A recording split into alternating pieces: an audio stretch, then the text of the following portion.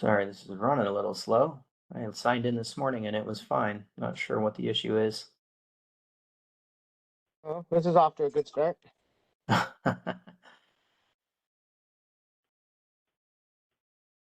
Now, this part of it, is this hosted in the cloud or that on-site device? So there's multiple different deployment models that you can take it.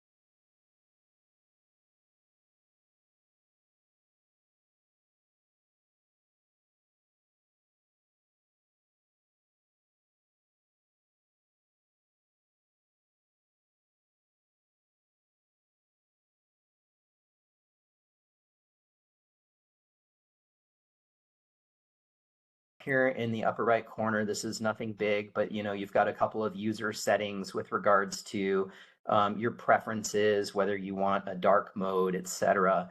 This next button up here, there's a couple of things I would point out. This send us feedback. This is for your purposes, right? This is for you to send information directly to the business unit responsible for the product. So if there's something that you feel like is missing or isn't working appropriately, this gives you a direct communication path to the BE. And so that's really useful. And the other thing that's useful is this help center link. It takes you to intersight.com/help. And there's a couple of areas in here that I would point out. The first is under getting started, licensing. You can go to infrastructure services licensing. There's other sections, right? But this will give you a good breakdown of which features are covered by which licenses, which is a commonly asked question. So that's something that I wanted to point out. There's also a lot of videos down here that can be really helpful. If you're, trying to do something for the first time, you're not sure how to do it, you want kind of a synopsis, you can check out these videos. Also under resources, there's tons of documentation. Right now, a lot of it is still tied to things like Hyperflex and Kubernetes service. Kubernetes service was announced end of life, so you're probably not going to spend any time reading that documentation, but there's plenty of documentation in here that would still be relevant for the products that you can purchase today. Let's see here. Okay, so I'll leave it at that for the documentation. Actually, there's one more place in here for the documentation, and that is I'm going to wind up showing you guys where you can create an API key should you want to interact with the system programmatically. And so in the Intersight GUI, that's under System and Settings, and then you would generate an API key under there. So over here, you can see API keys. So what that means is that the documentation largely mirrors the structure of the product itself. So it makes it pretty easy to find things. And you can click here on API docs.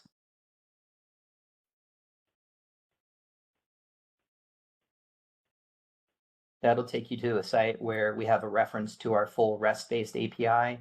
And then there's also downloads because we have other means of interacting with Intersight programmatically. We've got PowerShell. If I can click on downloads here, if it'll load. Here we go. We've got a Python SDK. We've got Ansible modules. We've got a Terraform provider. We've got a PowerShell module, etc. Right? So many different means of interacting with Intersight programmatically. Okay, so once we get beyond help, you've got notifications. You can either click the bell to see all notification classifications, or you can click on these red and yellow to sort of filter. Red is critical, yellow is warnings. There's also informational. So when you click on one of those, you'll get this little slide out drawer, and it kind of acts like a ticketing system in the sense that any new notifications will show up under this active tab. Once you click on a notification and you can basically you can say acknowledge it, then it'll show up here on this acknowledge tab to basically mean that it's something that's being worked on. And if you're familiar with Cisco ACI, there's no way to say, clear this alarm. The way to clear the alarm is to resolve the problem. So once the problem is acknowledged and it's something you're working on, you're fixing the problem in the background. As soon as that is fixed, then that uh, acknowledged notification will automatically be moved to the cleared tab. Okay, and then the next thing over here is advisories. So this covers things like security advisories and field notices and end of life advisories. And of course, this has to do with everything that you currently have under management. Now, I said at the very beginning, pretend like we don't have anything under management. So I'm trying to get you familiar with some of the basic navigation of the tool. If you didn't have anything under management, you would show nothing under notifications, nothing under advisories at this point, right? But since the system is in a lab, we do see some things here. So this is all context sensitive to what it is that you have. In the past, you may have received a security advisory and it tells you, hey, there's a bug in a 3560 switch. And you're like, great, do we own a 3560 switch? And if so, where is it? What do I need to do in order to fix it? So if you don't own the hardware, it's not under management of the tool, then you will automatically not see things that are not relevant to your environment. Everything that you see here is directly contextually relevant to your environment. Okay. The next thing that you see here is like, let's say, for example, we mentioned that this is the management system for UCS. If you're familiar with UCS, you can take a service or server profile and bind that to a blade. And that is essentially what forms a request.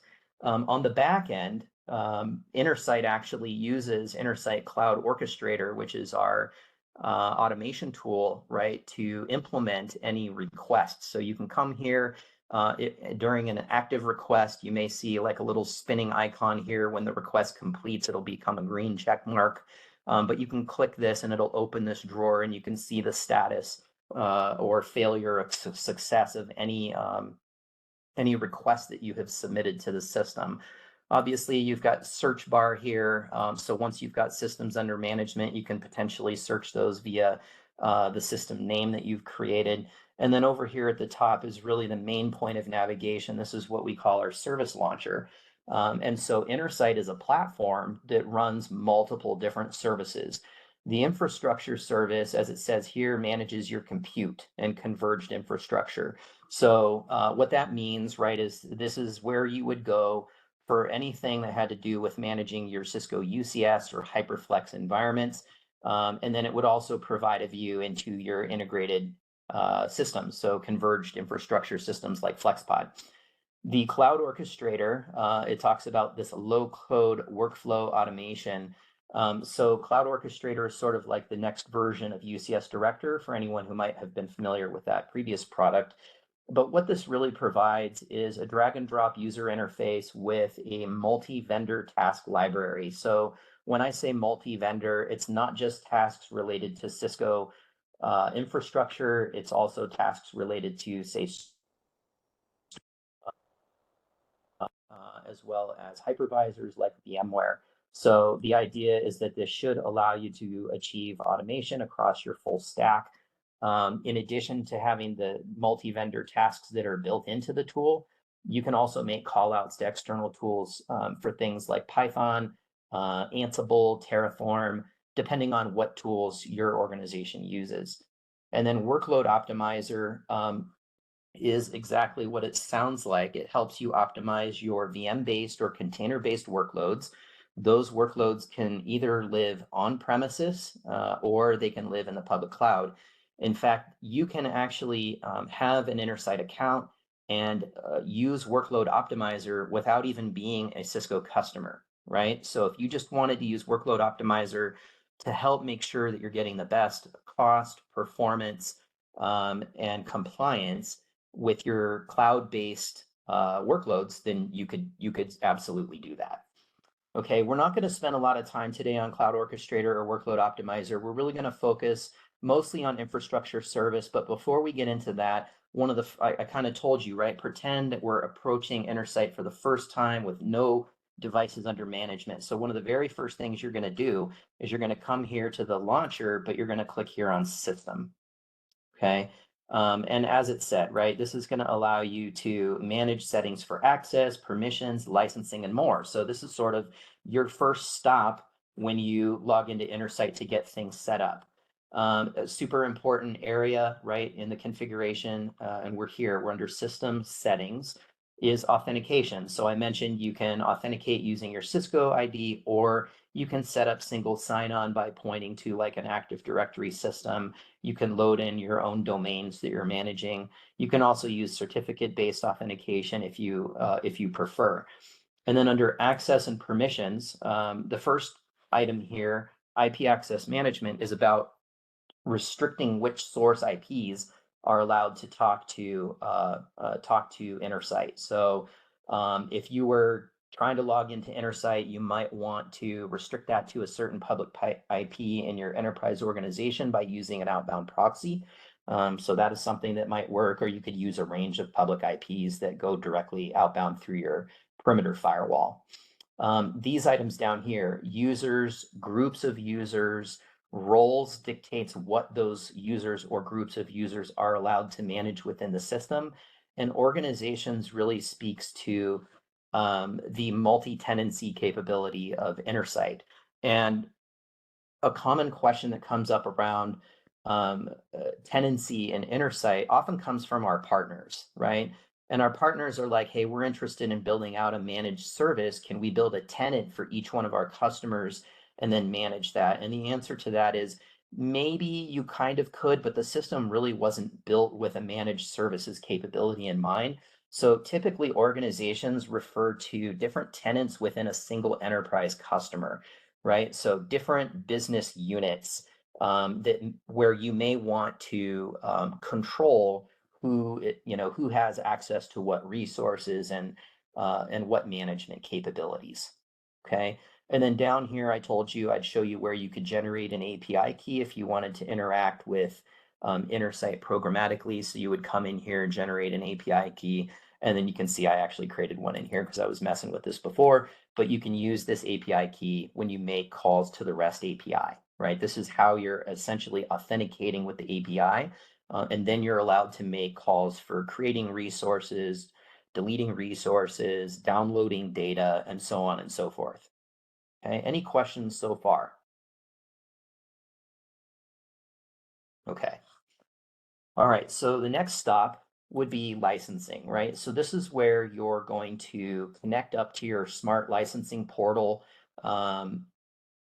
and basically sync your licenses. So over here on many screens within Intersight, this is a key area, right? There's usually an actions button that tells you what you can do on this particular screen. So you can sync your smart license information from your smart license account. You can enable subscription information.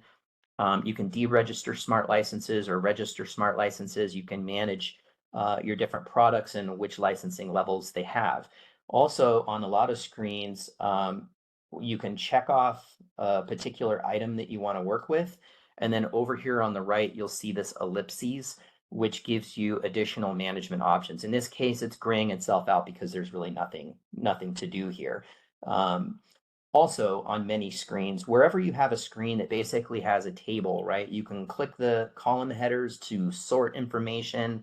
You can also click these provide kind of like a high level summary of what it is you're looking at, but they also act as filters. So here, if you clicked on in compliance, then it would, limit the table to what's in compliance. Now, in this case, that wouldn't do anything because everything in this table is in compliance. But if there was something out of compliance and you clicked in compliance, then you would not see whatever is out of compliance. So it allows you to sort of drill down on specific elements in the table that you might be interested in searching for. The next thing is you have to add some targets, right? These are the items that you are going to manage with the Intersight product. And you can manage Cisco equipment and you can also manage non-Cisco equipment. The more targets that you have loaded, obviously the better breadth of management capability that you have. And when you get into discussions around, Intersight Workload Optimizer, the more data that Intersight has access to, the more data it can it can analyze to make recommendations for your workload optimization. So the way to, let's talk for a second about Intersight architecture, right? Intersight architecture is actually extremely simple. It's basically a call home architecture, which means if you're using the SaaS-based version of Intersight, which is what we're looking at here when you log in at intersight.com, all of the on-premise equipment essentially leverages a call home capability. So that might be something like your UCSC series. If you go into the SimC, there's like an admin section that you go into there.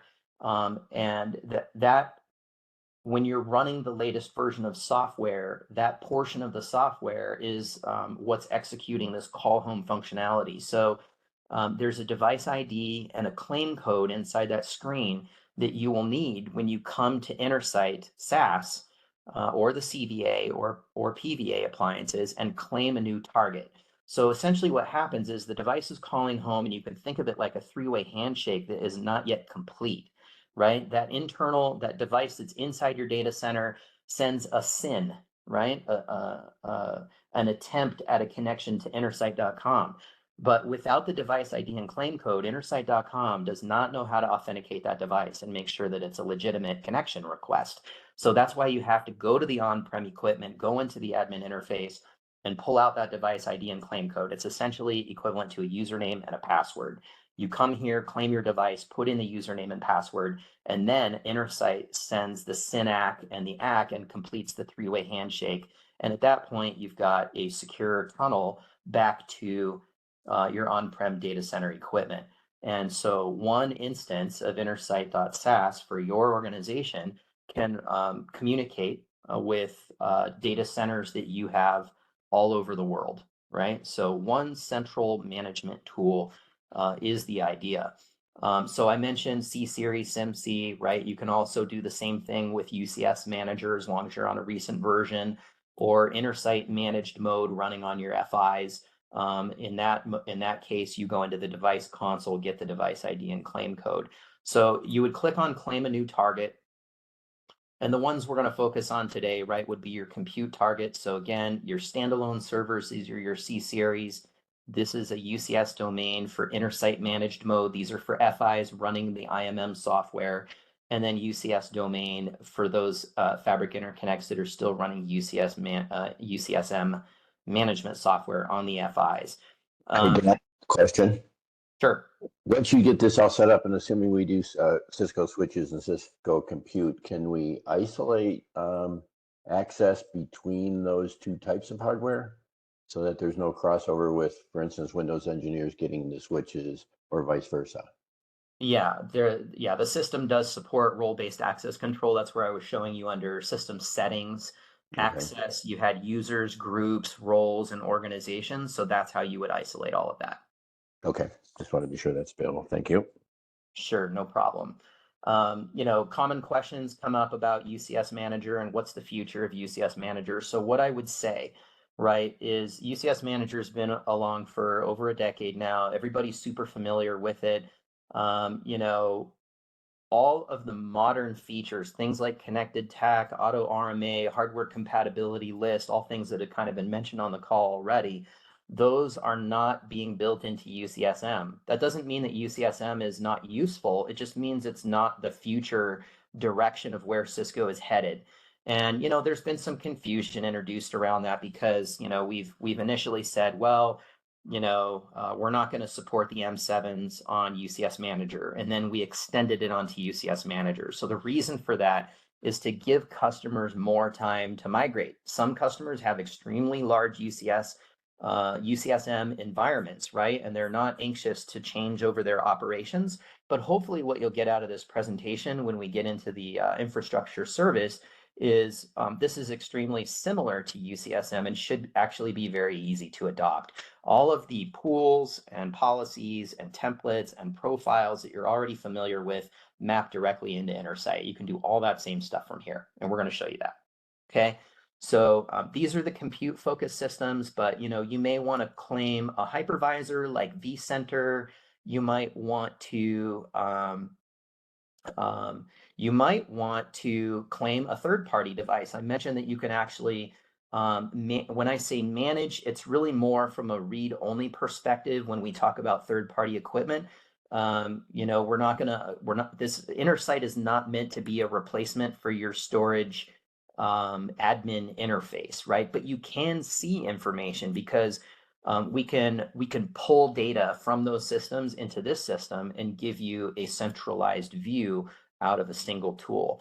So if you want to talk to third-party devices in your data center, you're going to need this Intersight Assist appliance. So this is a separate VM that you would deploy on a per data center basis. So if you've got 3 data centers in the US, each one of those data centers would have an Intersight Assist appliance. And the reason for that is because that Intersight Assist appliance needs to be able to route locally to any of these third-party systems. Think your storage platforms, your VMware hypervisor is also third-party.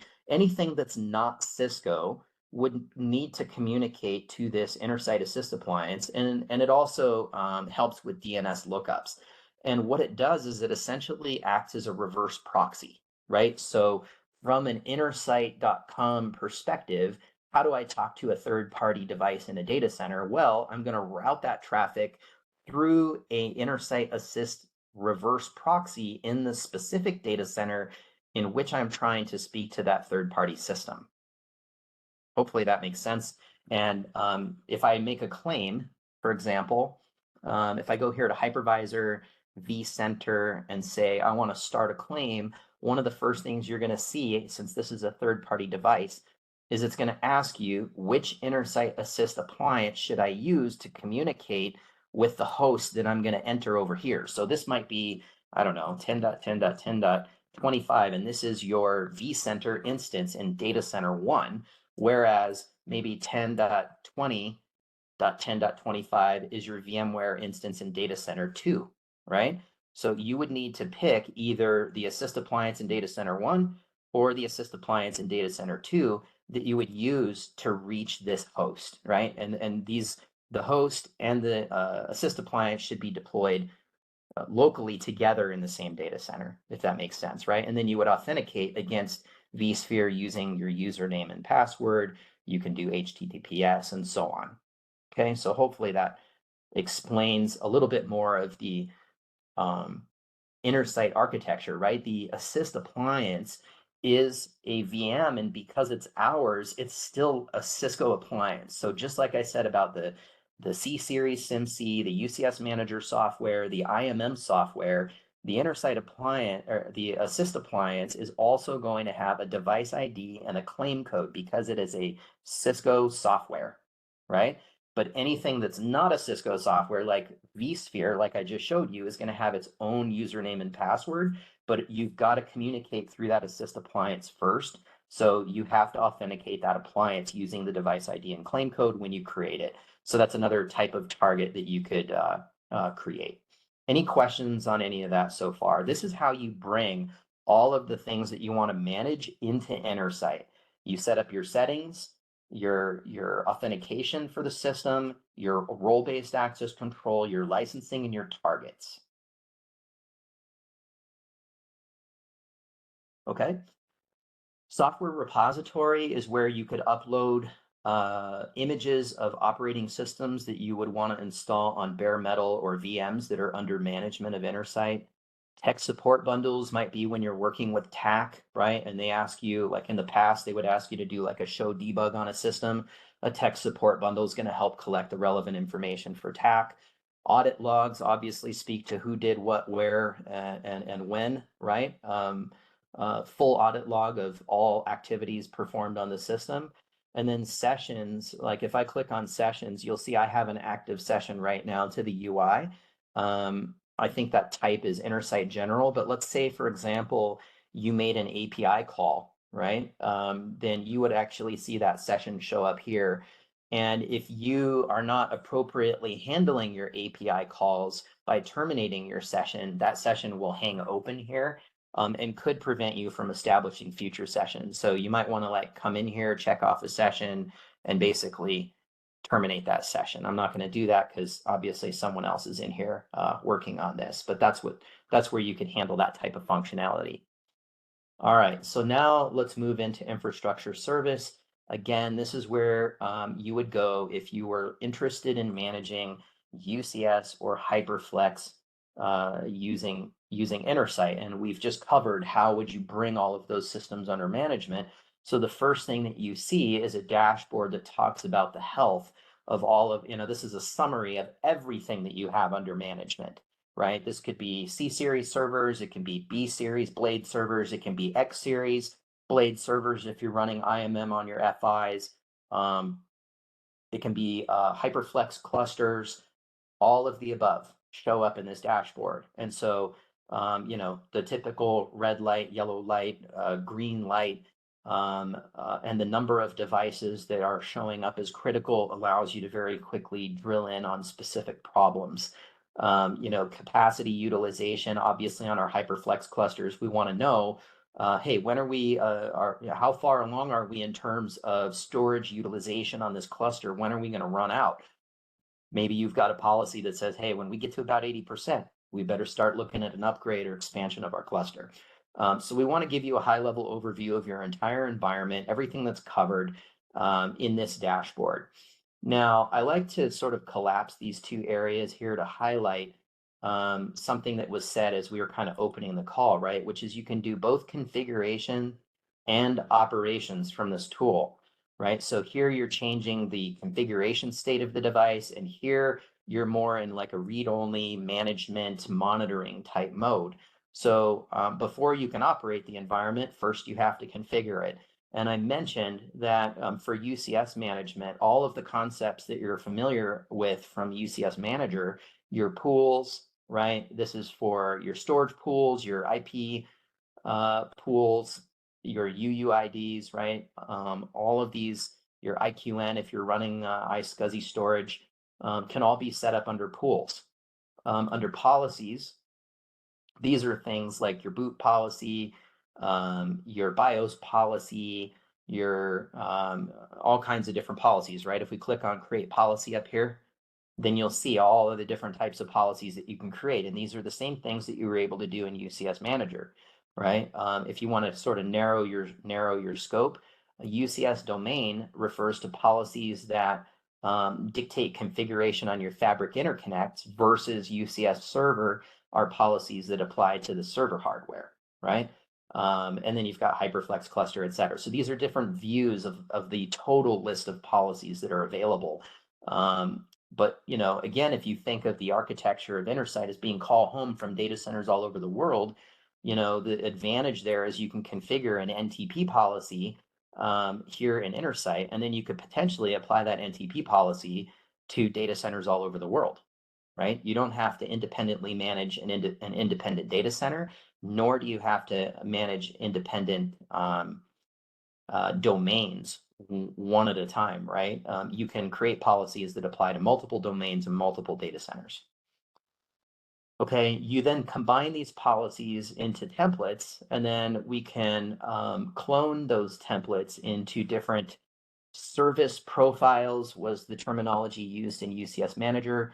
Here it's UCS server profiles, but they're the same logical function, right? And then you take those server profiles from the UCS server profile tab, and I'll talk about these other tabs here in a moment.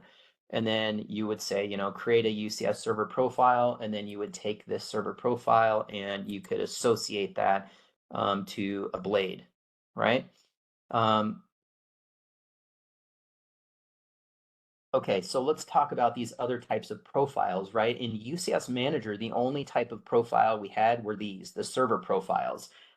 So again, BIOS policies, boot policies, VNIC templates, and VHBA templates dictating how much network, right, IP network and fiber channel network connectivity you have on a per blade basis, and then you associate that to the blade, right? And the blade has a NIC card in it that allows multiple virtual NICs on the same piece of hardware. So in addition to that, we now support something called UCS domain profiles. So you need to think of what forms a UCS domain? Well, a pair of fabric interconnects create a UCS domain, right? So what that means is now you can come in and you can create a profile for a UCS domain And basically, this lays the configuration for your uplinks as well as your server-facing ports onto your pair of fabric interconnects. So you can actually build out a fabric interconnect configuration before the fabric interconnect hardware ever shows up on your in your data center, right? You plug it in, you get it under management, you claim the device, and then you apply your domain profile, and your fabric interconnects are configured in, a couple of seconds or minutes. You also have chassis profiles, Hyperflex cluster profiles, the same idea, right? You claim a Hyperflex cluster, and then you can apply a profile to it to dictate how it's configured. And then Kubernetes cluster profiles, that refers to a portion of Intersight capability that has been announced end of life. So we're not going to spend any time on that here. Any questions about this is really the fundamentals of UCS. Everybody should be pretty familiar with this if you're already using UCS Manager today. But any questions on any of this while we're here? As far as I know, no one uses anything Cisco related except for our two network guys, Doug and Paul. Okay. Okay. So anyway, if you're, I don't know, do you guys run UCS internally today? Well, no. That's Doug and Paul. Okay. Okay. We're HP at the moment. Got it. Understood. So, I know that was really fast. We can maybe spend some more time on a deep dive on a future session, but these are the fundamentals of how you would configure servers in a UCS environment, right? And one of the benefits, one of the key things that this offers you is, like, let's say you have a hardware failure on your blade. In the past, and this is pretty distant past at this point, right? Developers would sometimes in their code make reference to things like MAC addresses or DNS names that were assigned to a specific server. And if that NIC fails, right, we all know that NIC has a hard-coded MAC address on it. You put in a new NIC, the MAC address is changed. And now things are impacted at a code level, at an application level, right? So this allows you to transport the logical identifiers that we looked at under pools for your MAC and your IP and your UUID. All of that moves with the profile onto a new piece of hardware.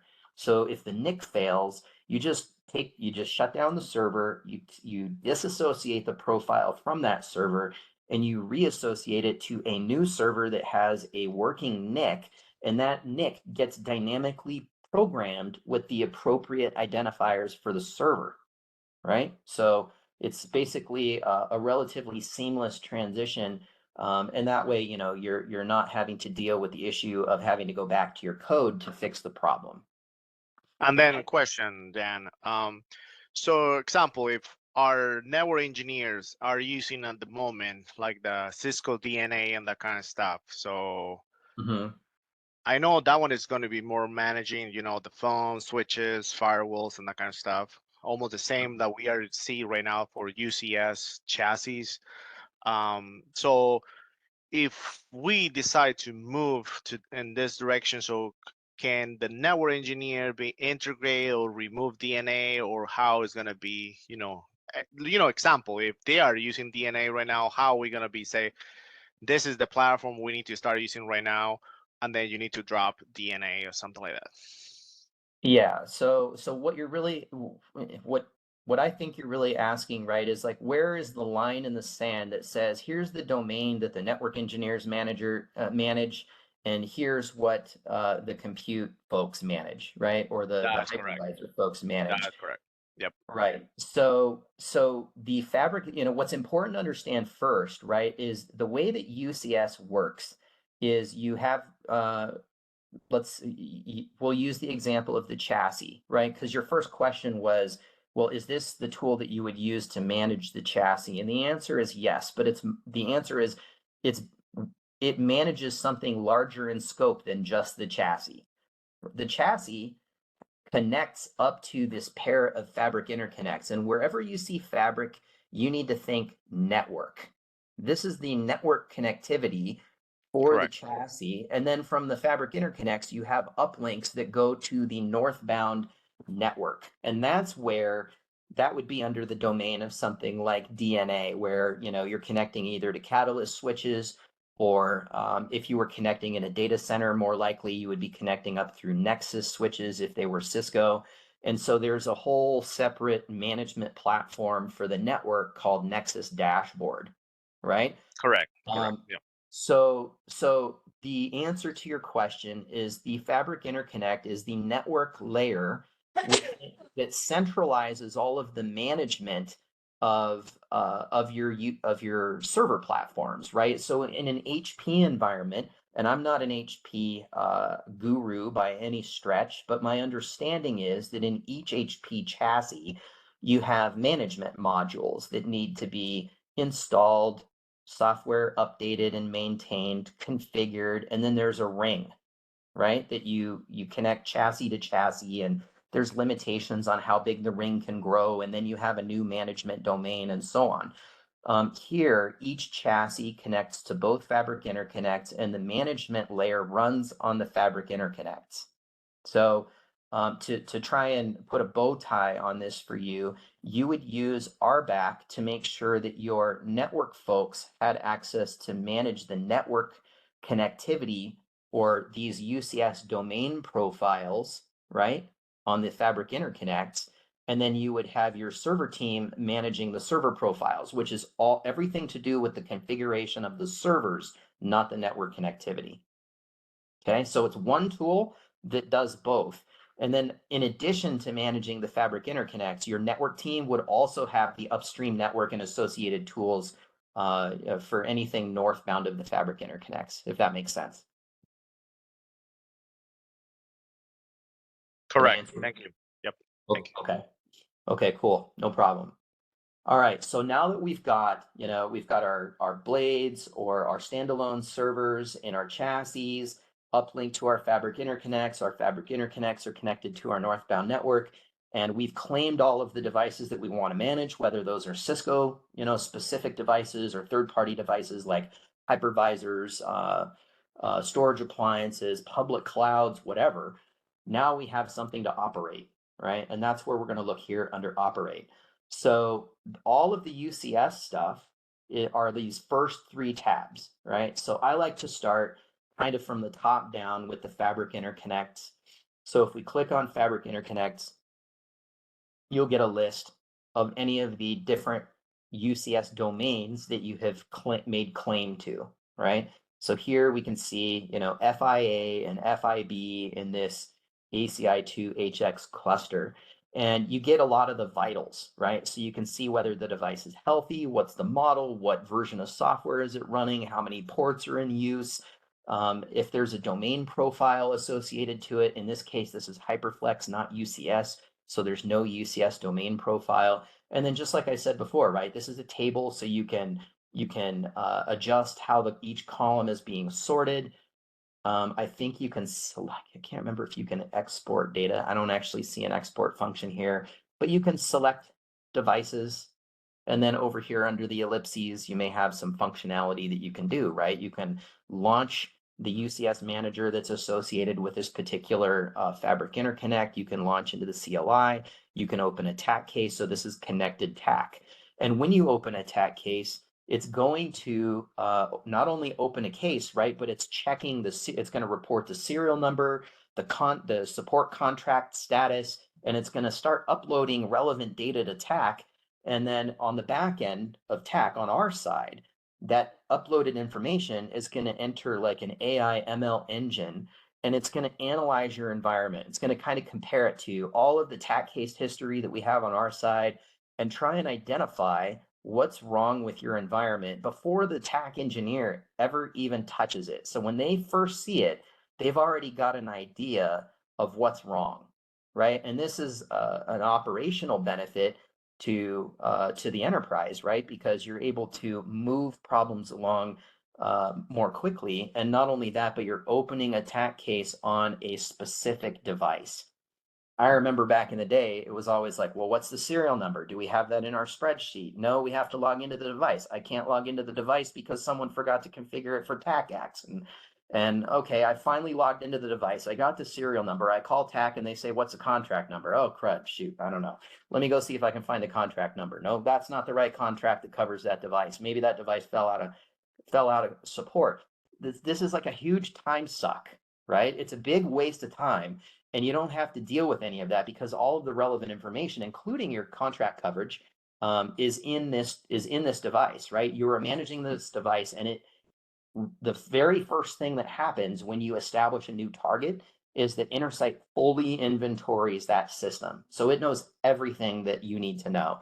So it makes opening a attack case and getting support that much easier. You can upgrade firmware on this device, collect your tech support bundle, which I showed you, right? You can collect under system tech support bundles. Okay, you can also filter, right? So anything that's not covered, well, here it shows all 4 devices are not covered. So if we click into a device, you'll see obviously more detail.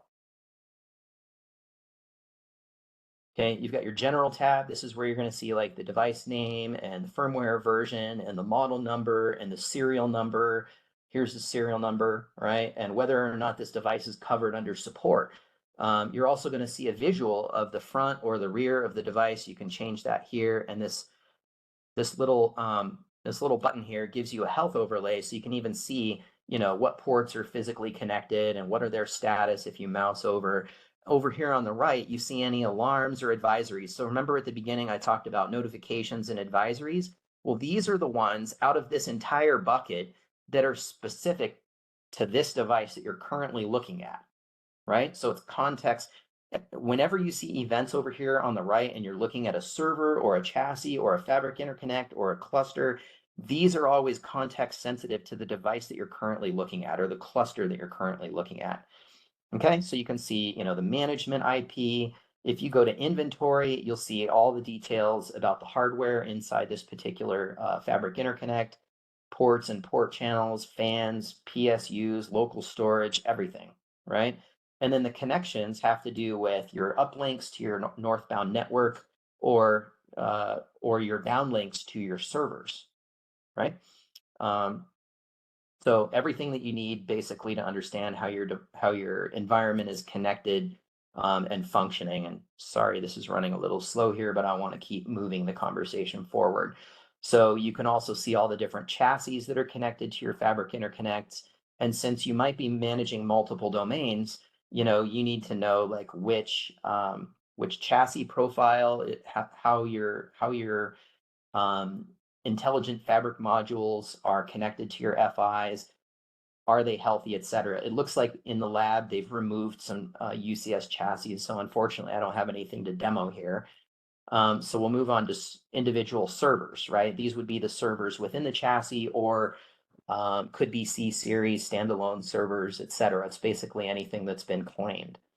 So just like I said before, you know, you can use these things up here as filters. So right now we see all of the devices under management, lots of HyperFlex, some C220s, and not all of these devices are healthy. So if you just wanted to focus this table on the ones that were critical, then you would just click this and it acts as a filter in the table, narrows the table down to just the critical devices. So, you know, when you get a really large inventory, you can start to drill down really quickly. Or maybe you want to see all the devices that aren't currently covered under contract. So you can go, you know, renew your SmartNet contract or maybe look at an EA, etc. Right? And just like on any of these screens, when you click on a particular device, you're going to get a lot more detail. So the tabs available on a fabric interconnect are slightly different than the tabs that are available on a server, but the general tab always provides that same basic information, right? The device name, the model number, the serial number, the management IP, the firmware version. Down at the bottom, we've got the contract status. This one's not covered, and you get a view. And for servers, you can even get like a top-down view with the lid off, right? So if you had a CPU that had failed or a DIMM that had failed, it would show up red here. And so you know exactly where you need to go on this physical server to replace that DIMM. And this brings up a common feature called auto RMA, right? So let's say Intersight discovers that there's a DIMM failure in this particular server. Well, it's first of all, it's going to notify you here up in your notifications. It's also going to notify you in the context sensitive notifications, alarms or advisories, whatnot, over here on the right for this particular server. It's going to show you which DIMM failed. But with auto RMA, it's automatically going to open a TAC case, assuming that the device is currently covered under contract. Then it's going to issue an RMA for that DIM, and it's going to be in the mail on the way to you potentially before you've even discovered the alert, right? It is possible to set up the system to email you alerts. I think that was under system settings and I neglected to cover it, but yes, that's possible.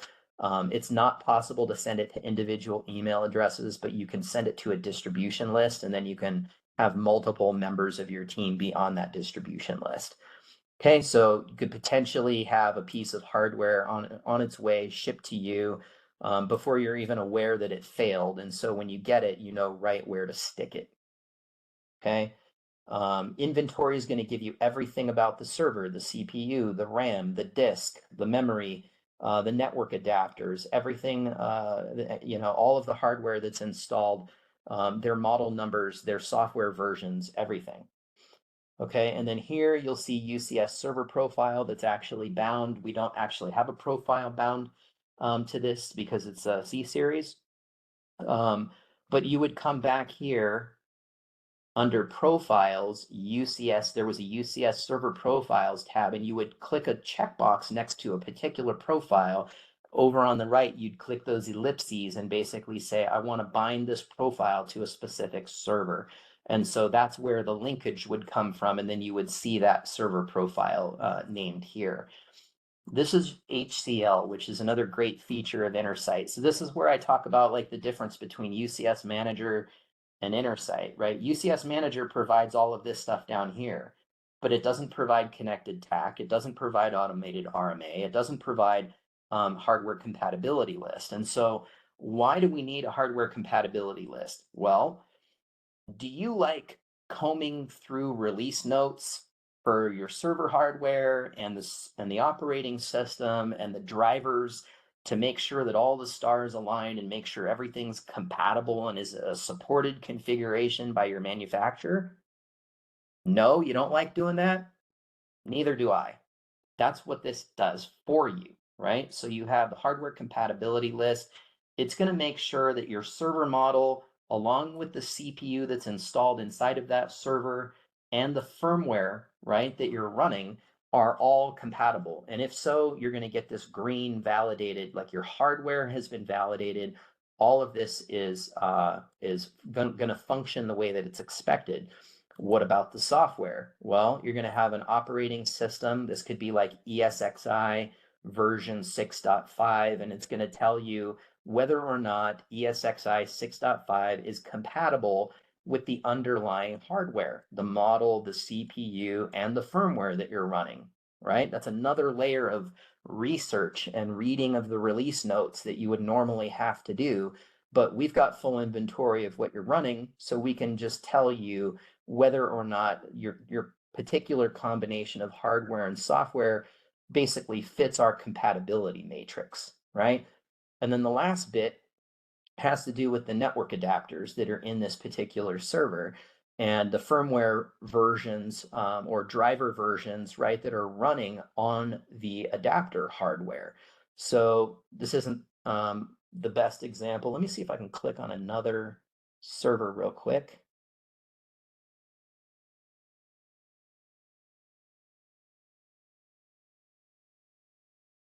Let's try, I don't know, let's try the second one here. Go back to HCL.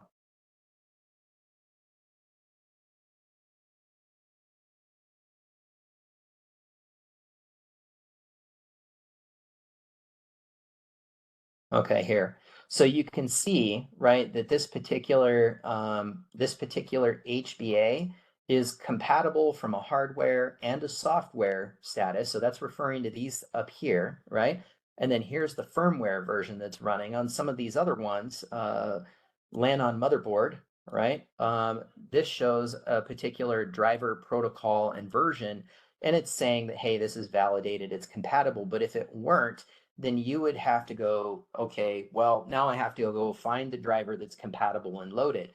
Well, there's a button for that right here, get recommended drivers, right? You'll click on this and it'll offer you to download a driver for a specific operating system and version that's compatible And this, again, is just another operational benefit that makes it easier and quicker for you to make sure that, again, all of the stars align across hardware, software, adapter, and all of the different software that are running at each of these layers to make sure they're all compatible and going to be a supported configuration for you, right? So remediation with this get recommended drivers is much quicker. Okay. From an actions perspective, this should look pretty much the same. And these are the actions on this server, right? So you can power cycle or reset the server. You can turn on the little blue locator if someone's walking around the data center trying to find your server and your remote. You can reboot just the management controller on your C series. You can download an event log. You can enable tunneled KVM and so on and so forth, right? You can launch your KVM or your IMC interface, open attack case, set your licensing tier, and so on. So all of these different sort of life cycle operations that you would run against your servers. And then finally, you've got statistics, right? If you wanted to monitor any specific metrics on your servers, et cetera. So these three tabs really cover all of the infrastructure or hardware involved in your UCS solution. This next tab down here covers your HyperFlex clusters. I imagine, right, we made announcements recently regarding HyperFlex going end of life. Obviously, that means we've got a 5-year horizon in front of us before anything goes away from a support perspective. And I imagine that there's going to be some future integration here for Nutanix running on UCS. That only makes sense, but I don't have any concrete information on that just yet. Still pretty early days, and a lot of the work with regards to roadmap and integration, I imagine, is already underway. This virtualization, and I'll spend a minute here, right? I'll go under a HyperFlex tab. Very similar to your UCS stuff. You've got. Hey, Dan. Yes, really, sir. really quick. I just want to be sensitive to everyone's time. Barry, Miguel, do you guys have a little more time to hang in with us? Yeah, I'm good. Okay. All right. Okay, cool. I didn't realize we were at time. Thanks for that call out. And really, I've shown the majority of what I want to show. The only thing I would say that's maybe different here, right? The overview tab on an HX cluster is just like UCS, right? Model number, firmware version, HyperFlex software version, different node statuses and what they're all running in serial numbers, coverage, et cetera. But, capacity planning for storage in a HyperFlex environment or other hyper-converged environment like Nutanix is important, right? You want to know approximately when, based on the historical usage, are you looking to potentially run out of storage? So you can either add some additional storage nodes to your cluster, or maybe you want to migrate, but that gives you, it gives you a better view of what you're facing in the future. And then there's also like a cluster health check capability built in, right? Which is pretty nice.